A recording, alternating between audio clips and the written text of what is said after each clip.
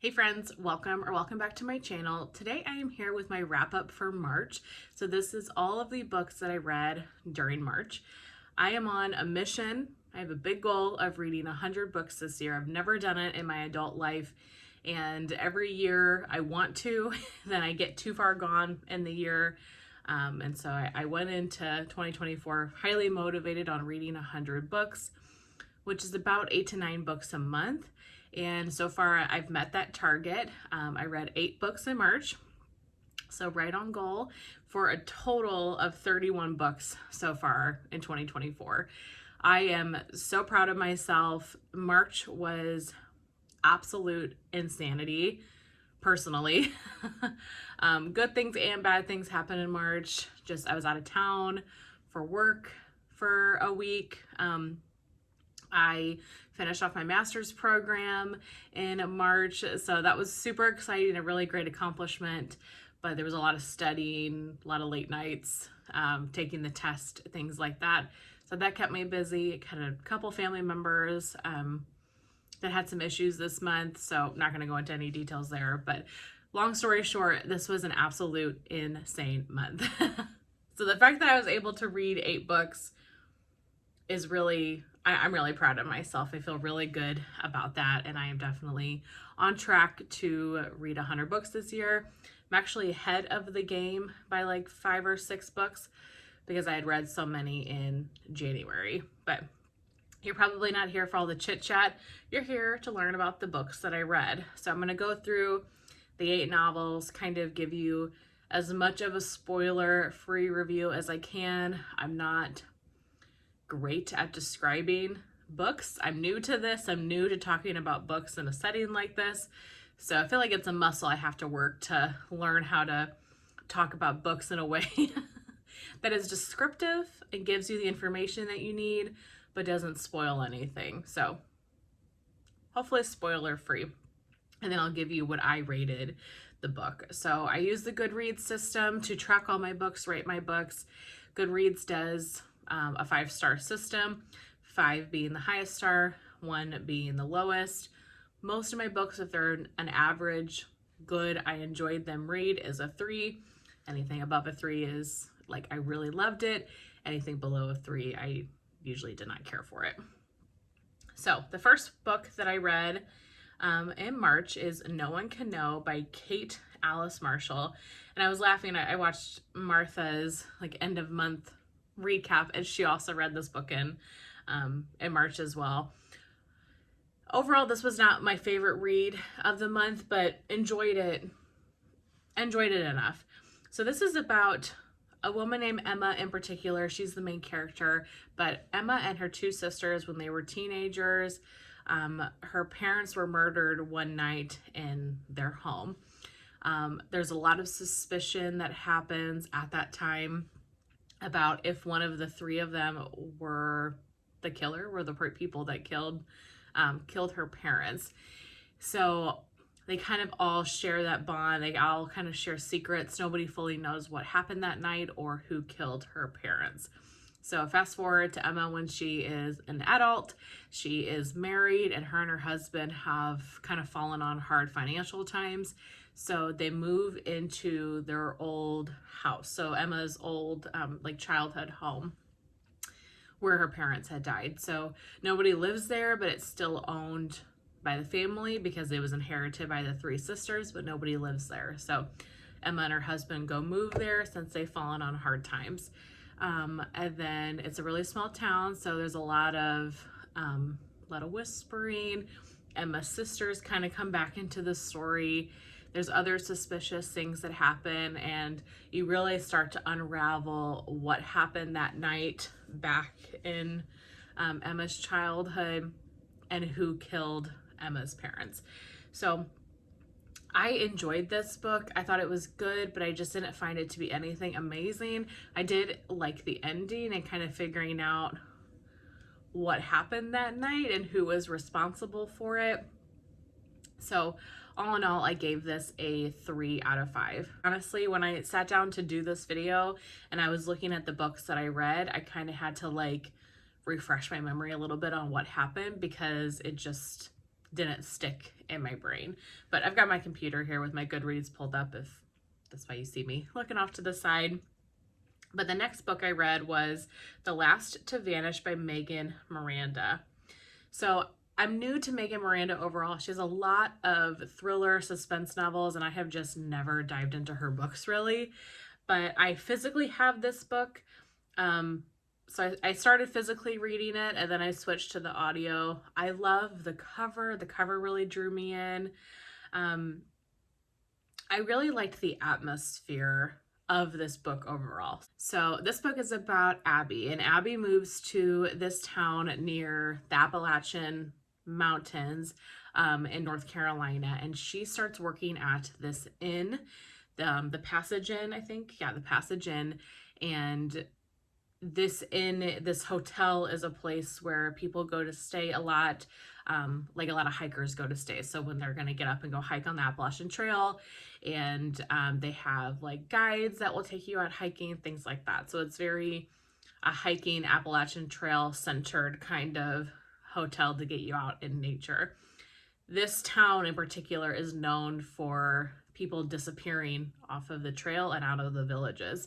So there are a couple of different separate instances where people have disappeared from the Appalachian Trail. And essentially the story is people starting to ask questions, family members of the missing starting to ask questions, and then the pieces coming together, figuring out what's going on in this town.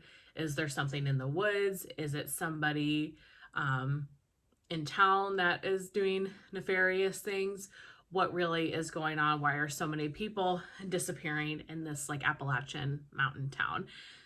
I thought it was just an okay book overall. I gave it a 3-star.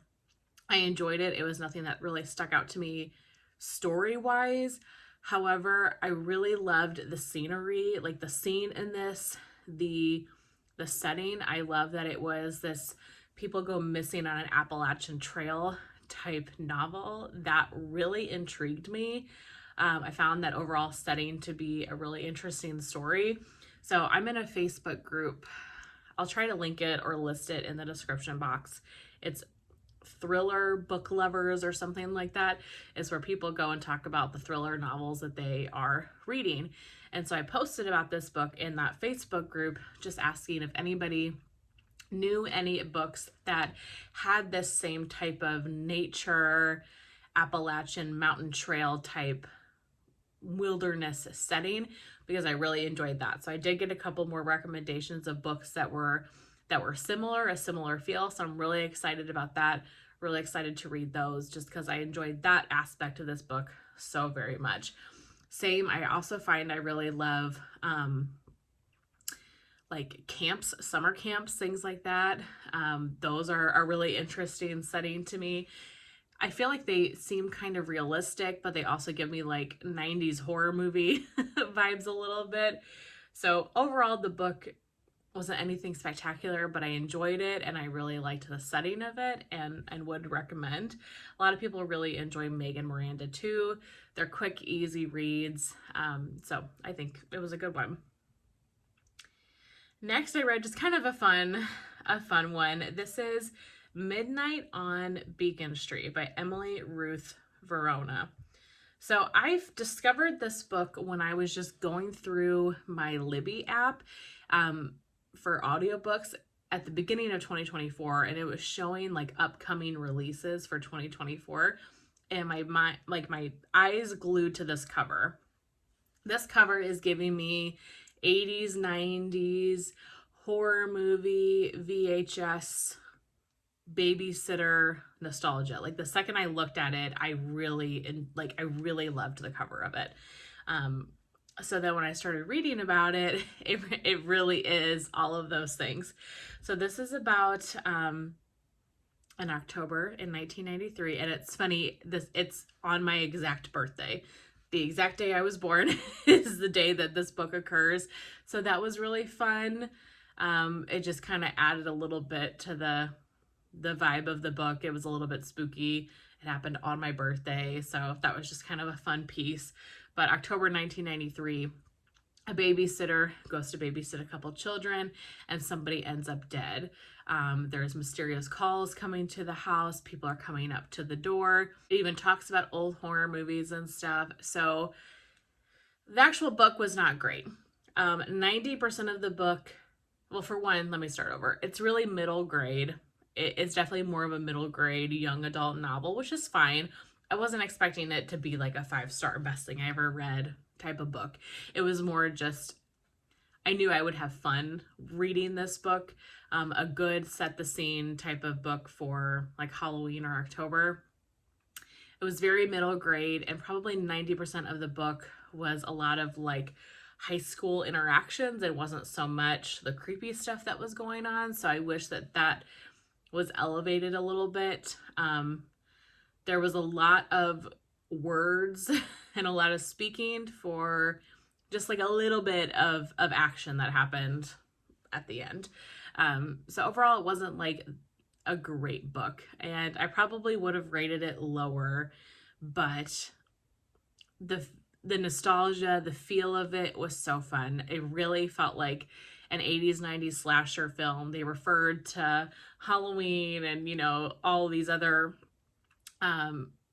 movies and slasher films. And so the whole vibe of the book was really fun. It was a cute read, something that you can enjoy just to set the stage for a spooky season. But if you're not into these types of things, if you're not into horror movies like I am, probably not the book for you, but fun for me nonetheless. Next, I read The New Couple in 5B by Lisa Unger.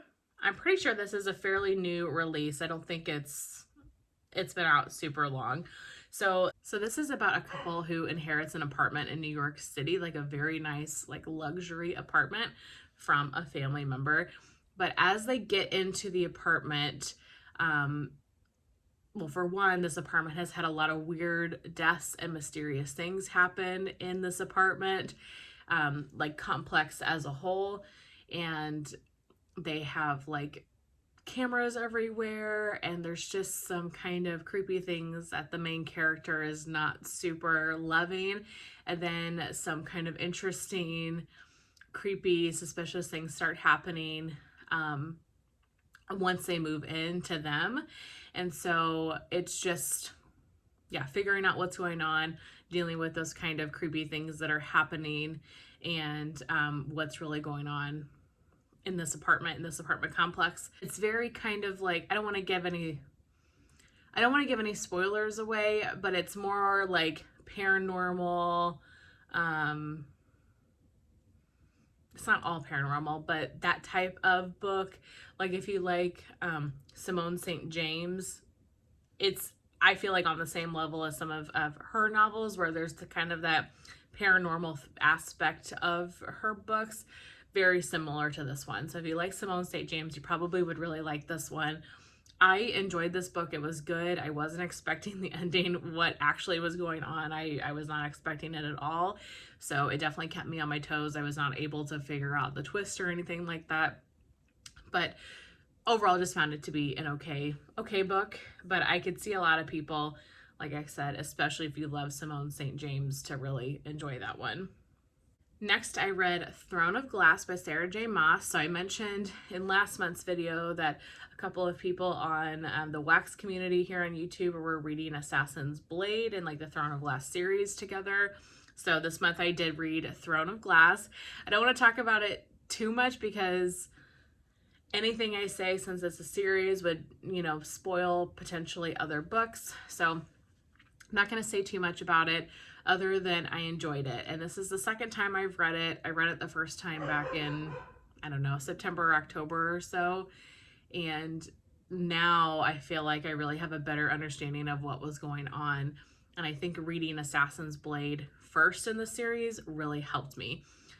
6 months or so ago, when I read it for the first time, I just jumped into Throne of Glass, because there's a lot of speculation on where in the series do you read Assassin's Blade. But I think reading it first for me really helped, because it helped give me a lot of context to the characters, a lot of background as to what's going on. And honestly, I think if you don't read Assassin's Blade first, everything in Assassin's Blade is spoiled for you in, the subsequent books. So all in all, I enjoyed it. I gave it a 3 stars. Definitely prefer ACOTAR for the Sarah J. Maas novels. I have not yet read Crescent City. I wanted to read Throne of Glass first, and then we'll go into Crescent City. But high fantasy, if you like fantasy, this is definitely high fantasy with just a tinge of romance. Yeah, I'm enjoying it. I'm reading Crown of Midnight right now, so I'm trying to get through like a book a month. I feel like is my goal with Throne of Glass, to read 1 book a month. So hopefully for April I will have finished Crown of Midnight. That is the plan. But I did read Throne of Glass. Next, I read Book Lovers by Emily Henry. So I like a lot of Emily Henry novels. I'm not a huge romance person, but all in all, her books are really cute and really well written. So Book Lovers is a Goodreads Choice Award winner for Best Romance in 2022. So this is about a couple of people that are book editors, book publishers. They work in a book industry, and so they love books. And Nora, the main character, she loves New York City. She's one of those high-powered, high-heeled, powerful women. Always has her phone on, always responding to clients, and very driven and loves the work that she does. So she takes a vacation with her sister Libby to a town in North Carolina, and Libby's trying to get her to fall in love with like the small town Southern gentleman there, and makes her kind of do some things that Nora doesn't normally do in her life in New York City. And so then somebody else from New York City that she works with, they're enemies, they're rivals, also works in the book industry. Charlie comes down to North Carolina as well for a different reason, and it's just about their romance. And essentially it's about Nora and Charlie, these 2 book lovers, and their journey, their adventure. I really liked this book. I gave it a 4 stars. This was so cute. And Emily Henry, there's something about the way she writes. The banter between the characters is always good.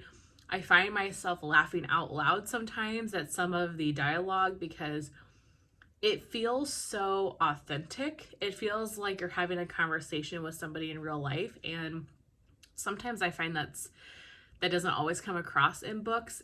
Her books really feel to me like I'm sitting down with a friend having these types of conversations. Like, these are things that you actually would talk about, and I really enjoy that aspect of her novels. They're very funny, and they have the romance in as well.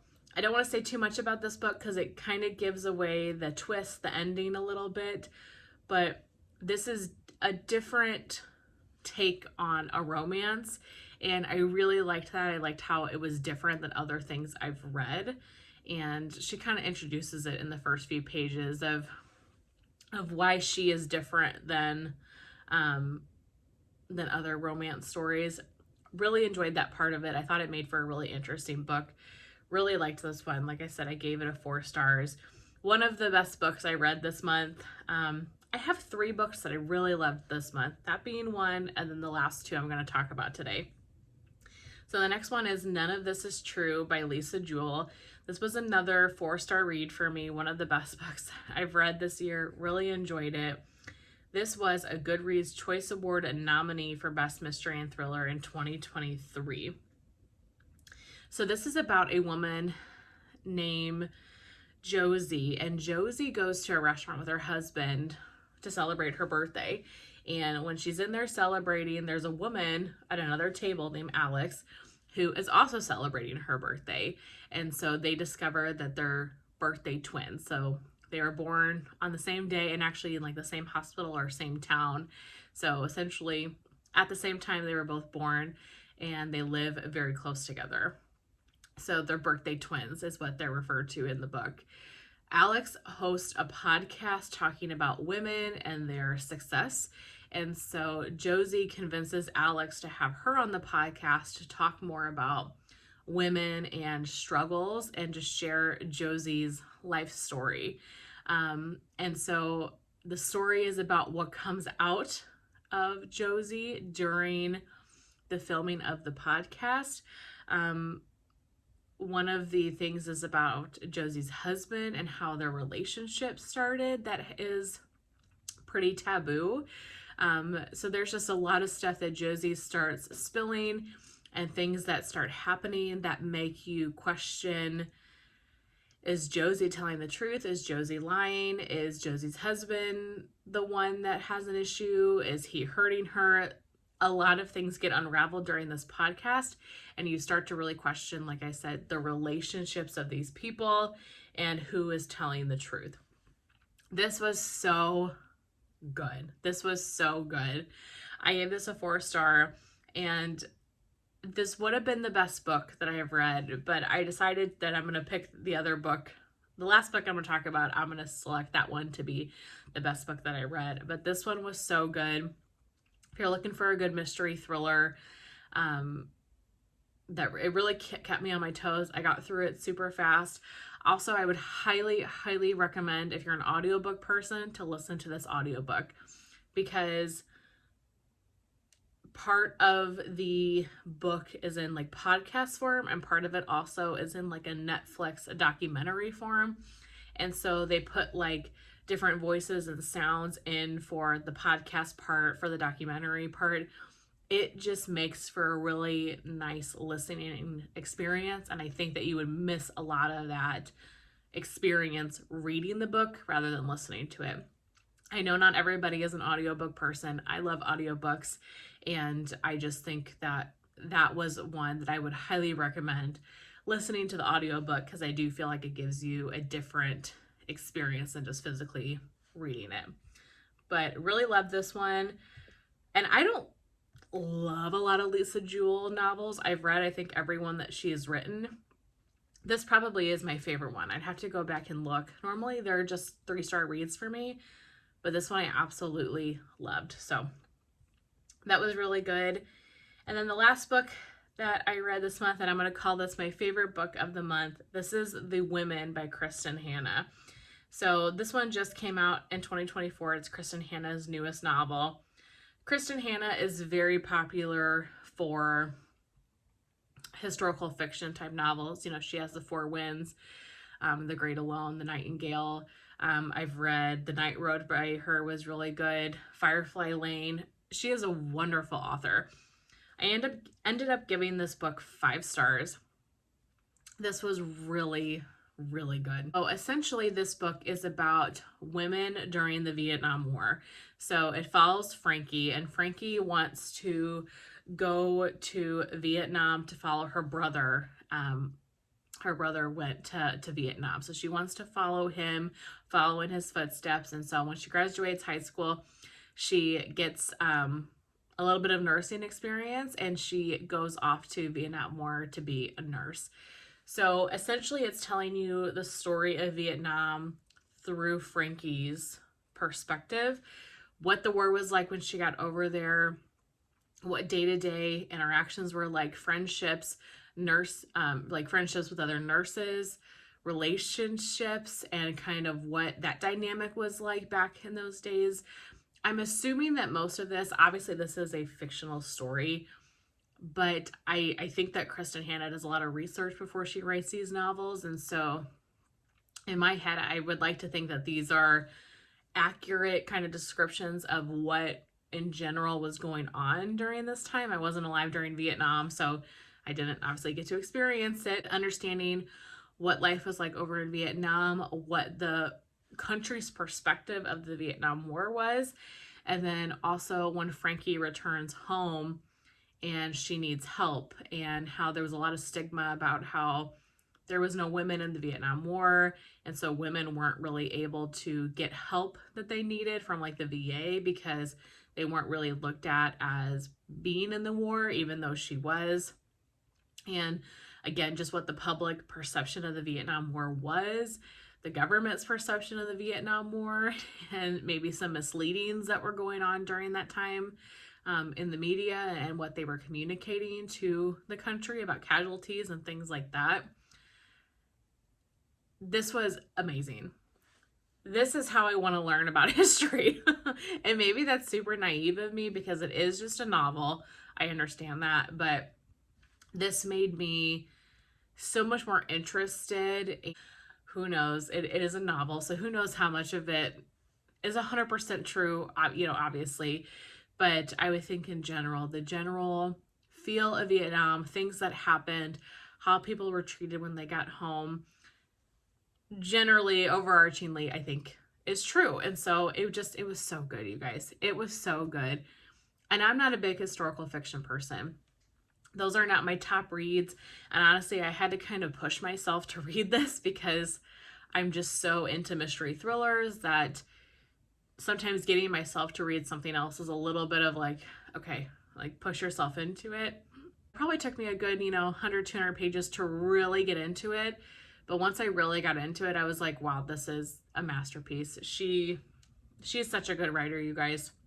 If you're looking for a good book, historical fiction, I highly recommend it. Like I said, I gave it 5 stars. And there's a lot of other Kristin Hannah books that I have not yet read yet, so I definitely have those on my list to read. I started The Four Winds before, and I got like halfway through it and then didn't finish it, so I need to read that, and I want to read The Nightingale, and I want to read The Great Alone. So those are on my list to try to read this year and catch up on what I missed. But we have been here long enough. So that's everything I have to share with you guys today. Those are the 8 books that I read during the month of March. Hopefully April is just as good as a month and we can hit another 8 and stay on track. I would love to know what your favorite book that you read this month, or if you've read any of these that I mentioned today. Would love to know your thoughts on them. I will see you guys next month for my April wrap up. Bye.